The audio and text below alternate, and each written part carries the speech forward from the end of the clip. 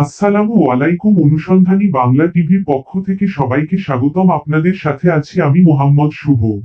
অপরাধীদের বিরুদ্ধে সংবাদ প্রকাশ করায় তেলে বেগুনে জ্বলে উঠেছে সিনিয়র সাংবাদিকের বিরুদ্ধে এখনো ষড়যন্ত্র করছে আগের সেই হুমকিদাতারা। দিনাজপুরের বোচাগঞ্জে শিবির কর্মী পরিচয় এক সিনিয়র সাংবাদিককে প্রাণনাশের হুমকি দেওয়ার অভিযোগ উঠেছে। গত 25শে নভেম্বর 2025 তারিখে সন্ধ্যা 5:51 থেকে 5:55 মধ্যে মোবাইল ফোনে এই হুমকি দেন শফিকুল ইসলাম নামে এক ব্যক্তি। তিনি নিজেকে শিবির কর্মী বলে পরিচয় দেন। হুমকির শিকার সাংবাদিক হলেন দৈনিক জায়জায়কাল এর দিনাজপুর জেলা প্রতিনিধি খান মোহাম্মদ মজিদ।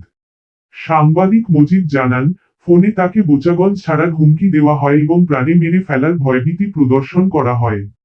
জানা গেছে, অভিযুক্ত শফিকুল ইসলাম আইডিয়াল মাদ্রাসার শিক্ষকতা করেন এবং মাস্টারপাড়া রোডে অবসরপ্রাপ্ত এক আর্মি সদস্যের বাড়ি 5 বছরের জন্য ভাড়া নিয়ে বসবাস করছিলেন। সেই বাড়ির অংশবিশেষ 3 কন্যা, 2 ছেলে ও স্ত্রীসহ ভাড়া নিয়ে থাকতেন সাংবাদিক মজিদ। বাড়ির পরিবেশ উত্তপ্ত হওয়ার অন্যতম কারণ ছিল উপরতলার ভাড়াটিয়া মোহাম্মদ সাগর, যিনি একটি সিগারেট কোম্পানির সেলস রিপ্রেজেন্টেটিভ হিসেবে কাজ করেন। গত কয়েক মাস ধরে তার 20শে জুলাই 2025-এ এক অপরিচিত এক যুবতী নারী আনুমানিক বিকাল 4টার দিকে উপরতলার ভাড়াটিয়ার ঘর থেকে বের হতে দেখা যায় প্রায় গভীর রাতে বোরখা পরিয়ে বাইরের মেয়েদের এনে দেহ ব্যবসা করাই, অনৈতিক কর্মকাণ্ডের সন্দেহ এবং বিভিন্ন অভিযোগকে কেন্দ্র করে বাড়িতে অস্বস্তিকর পরিস্থিতি তৈরি করে।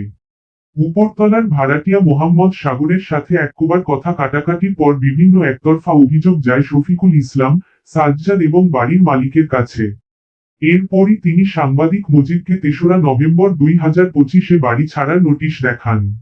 অভিযোগ অনুযায়ী, উপরের ভাড়াটিয়াকে রেখে শুধুমাত্র সাংবাদিককেই বাড়ি ছাড়তে বলা হয়।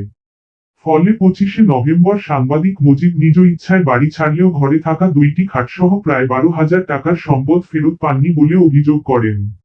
হুমকি পাওয়ার পর সাংবাদিক মজিদ বারবার ফোনে শফিকুল ইসলামের সঙ্গে যোগাযোগের চেষ্টা করলেও তাকে পাওয়া যায়নি। এমনকি আইডিয়াল মাদ্রাসার অফিসেও গিয়ে তাকে পাওয়া যায়নি। এদিকে সূত্র প্রকাশ হয় যে গত 4 ডিসেম্বর 2025 আনুমানিক 5টার দিকে সাগর তার স্ত্রীকে নিয়ে যে বাড়িতে নিউ সাংবাদিকতা পরিবারকে নিয়ে বসবাস করছে সে বাড়িতে ঢুকে বাড়িওয়ালি কাছে গীবত করেছে বলে ধারণা করছে।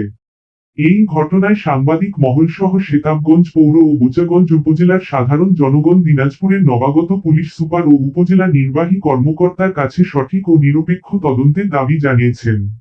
তারা প্রশ্ন তুলেছেন, একজন শিবির কর্মী পরিচয়ধারী ব্যক্তি কিভাবে প্রকাশ্যে একজন সিনিয়র সাংবাদিককে হত্যার হুমকি দিতে পারে এবং কেন? স্থানীয়রা দ্রুত তদন্তের মাধ্যমে ঘটনার প্রকৃত সত্য উদ্ঘাটনের জোর দাবি জানান।